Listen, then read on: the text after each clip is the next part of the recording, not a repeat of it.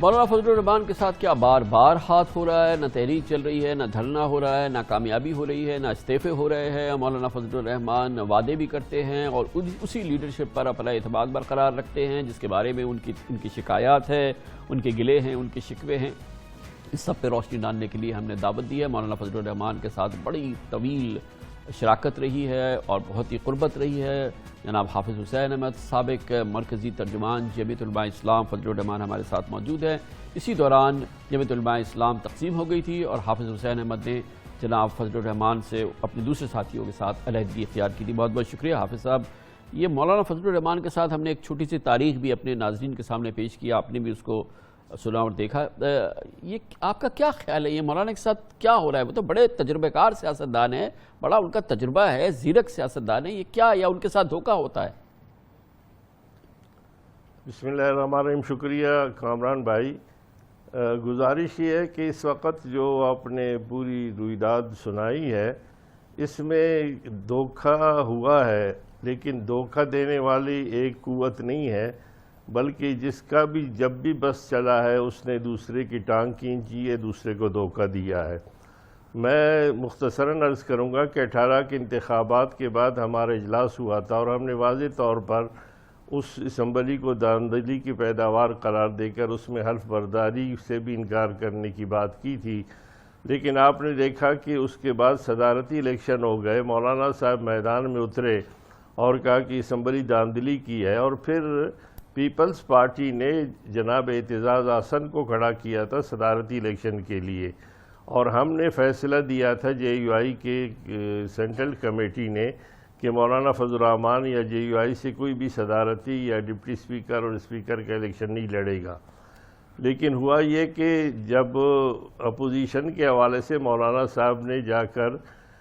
زرداری صاحب سے بات کی کہ جناب آپ اعتزاز احسن کو کیوں کھڑا کر رہے ہیں، ایک آدمی ہونا چاہیے، تو انہوں نے کہا اعتزاز بہترین امیدوار ہے، اس لیے آپ اس کے لیے جا کر نواز شریف صاحب کو کہہ دیں۔ مولانا صاحب ان کے لیے گئے تھے سفارش کے لیے، واپسی پہ آ کر انہوں نے اپنے کاغذات جمع کر دیے صدارت کے لیے، یعنی یک نشد دو شد، انہوں نے اپنا ہی کام کر دیا اور اس طرح دو کینڈیڈیٹ ہو گئے۔ اگر اس تاریخ کو آپ اٹھا کر دیکھیں گے تو اس سے صاف ظاہر ہوگا کہ جس کا بھی جب بھی داؤ چلا ہے وہ دوسرے کی بات تو حافظ صاحب دیکھیں اس وقت ان کے ساتھ دھوکہ ہوا، زرداری صاحب نے جو کچھ کہا، نواز شریف صاحب نے ان کے ساتھ کھیلا، وہ ہاتھوں میں کھیل رہے ہیں۔ پھر اس کے بعد انہوں نے وہ دھرنا دیا، پھر مارچ کیا، پھر کہا کہ یہ دسمبر 2019 آخری مہینہ ہے۔ اس کے بعد انہوں نے اعلانیہ کہا کہ ان کے ساتھ دھوکہ دیا، دونوں جماعتوں نے سفینہ ڈبونا تھا، نہیں ڈبویا، پھر اب کھڑے ہو گئے ان کے ساتھ، اور کل پھر وہ بڑے دل برداشتہ ہو کے وہ پریس کانفرنس سے دوڑ گئے، چلے گئے وہاں سے۔ تو یہ کیا ہو گیا ہے مولانا کو؟ دیکھیے آزادی کامران بھائی، آزادی مارچ سے پہلے دوبارہ جب ہمارا اجلاس ہوا تھا ہم نے ایک بات واضح طور پر کی تھی، اور ہمارے سنجیدہ لوگ، کیونکہ 20 سال آپ کو علم ہوگا کہ پارلیمنٹ کے دونوں ایوانوں میں میں نے پیپلز پارٹی اور باقاعدہ طور پر مسلم لیگ نون کے ساتھ رہ کر گزارا تھا، تو میں ان کی سرشت بھی جانتا تھا، اور میں نے ان سے بات کی، میں نے کہا کہ یہ آپ کو آگے بڑھائیں گے، لیکن ان کا کوئی بھی رکن ووٹ تو دے سکتا ہے ان کے لوگ، لیکن یہ میدان میں نہیں نکلیں گے۔ اور آزادی مارچ میں بھی یہی صورتحال بالکل سامنے آئی تھی، اور میں اس سے پہلے بات کروں گا کہ ہر ایک کے اپنے مفادات ہیں۔ آپ کو یاد ہوگا کامران صاحب کے مشرف کے دور میں ایک حقوق نسوان کے بل کے نام سے ایک قانون سازی کی بات ہوئی تھی، تو مولانا فضل الرحمان صاحب نے باقاعدہ طور پر، جب وہ جنرل سیکرٹری تھے متحدہ مجلس امن MMA کے، تو انہوں نے باقاعدہ فیصلہ دیا تھا اور پریس کانفرنس کی تھی، اور پھر پارلیمنٹ کے اندر کھڑے ہو کر کہا تھا کہ میں اللہ کے ان 99 ناموں کے نیچے کھڑا ہوں جو چھت پہ آویزان ہے، اور میں کہتا ہوں کہ اگر یہ بل پاس ہوا تو اس سے ایک لمحہ بھی ضائع کیے بغیر ہم اسمبلی سے مستعفی ہوں گے اور چھوڑ دیں گے۔ اور جب یہ بل پاس ہونے لگا تھا تو اس وقت میں نے اٹھ کر مولانا کے کندھے پہ ہاتھ رکھا، میں نے کہا حضرت اب آپ چلیے، ہم نے تو پورے میڈیا میں اور دنیا کے سامنے یہ بات کی ہے۔ تو انہوں نے میرا ہاتھ پکڑا اور انہوں نے کہا جی سیاست تو آپ نہیں سمجھتے، آپ بیٹھ جائیے۔ لیکن میں باہر نکلا اور باہر جا کر میں نے میڈیا کو کہہ دیا کہ آج کے بعد میں پارلیمنٹ میں نہیں جاؤں گا۔ قاضی صاحب نے بھی ساتھ دیا میرے، اور پھر مولانا فضل الرحمان نے اس لیے اللہ کے اور قوم کے سامنے کیے گئے وعدے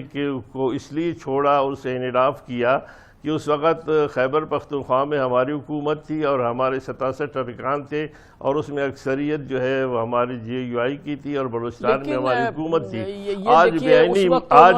مقام اپنا وہ عہد یا جو آپ نے فرمایا جو کہ اللہ کے 99 ناموں کو گواہ بنا کے انہوں نے بات کی، انہوں نے چلے اپنی حکومت بچانے کے لیے وہ کر دیا، لیکن اب یہ جو پچھلے 3 سال سے ان کو ہو رہا ہے تو اس میں سراسر ان کا سیاسی امیج، ان کا جو بھی ان کا وزن ہے، جو کچھ بھی ہے، وہ تو بری طرح سے متاثر ہوا ہے۔ صاف لگ رہا ہے کہ ہاتھوں میں وہ کھیل رہے ہیں اور وہ اپنے آپ کو کھلوا رہے ہیں۔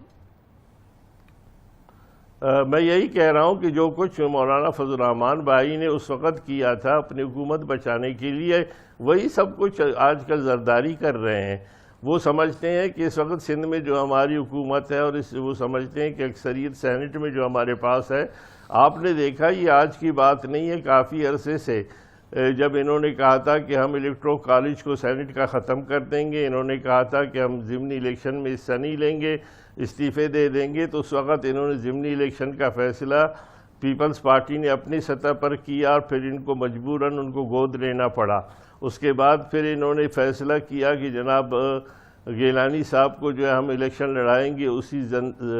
یعنی اسمبلی سے جس کو یہ کہتے تھے کہ داندلی زدہ ہے، پھر اس کے بعد اس کو بھی منوا لیا انہوں نے، اور اس کے ساتھ ساتھ الیکشن بھی انہوں نے لڑا دیا ان کو سینٹ کے۔ یہ تمام باتیں جو ہے یک طرفہ طور پر پیپلز پارٹی نے کر کے اس سے PDM سے منوا دیا۔ میں سمجھتا ہوں کہ کل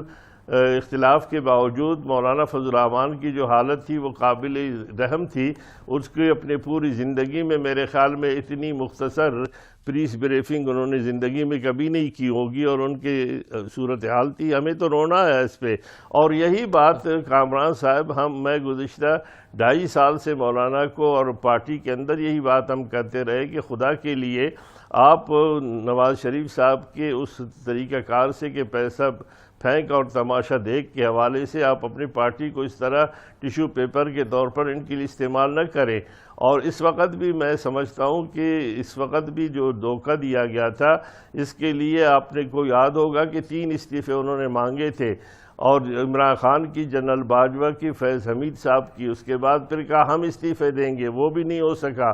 اور مسلم لیگ نون کے جن 2 لوگوں نے غلطی سے استعفے جمع کرائے تھے وہ بھی انہوں نے واپس لے لیے۔ تو میں سمجھتا ہوں کہ JUI کے اپنے ارکان ہیں تو کم از کم وہ تو استعفیٰ دے دیں۔ ہم یہ سمجھتے ہیں کہ اگر وہ نہیں دے سکتے تو آج میں سمجھتا ہوں کہ رات کی جو صورتحال تھی اس کے بعد مولانا فضل الرحمان صاحب کو تو مستعفی ہو جانا چاہیے۔ یہ تمام صورتحال اس لیے ہے کہ یعنی کوئی بھی شخص جس کو تھوڑی سی بھی اس کے اندر کوئی ایسی چیز ہوگی تو یقیناً وہ اس طرح کی سربراہی نہیں کرے گا۔ اور جناب نواز شریف صاحب کو جو آئینہ دکھائے زرداری صاحب نے، انہوں نے اپنی تمام تر پرانے حساب چکتا کر دیے ہیں ساتھی۔ تھینک یو سو مچ، بہت بہت شکریہ، بہت شکریہ جناب حافظ حسین احمد۔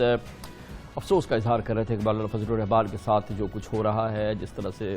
ماحول ان کے ساتھ کھیلا جا رہا ہے، مفادات کے لیے مولانا فضل الرحمان استعمال ہو رہے ہیں۔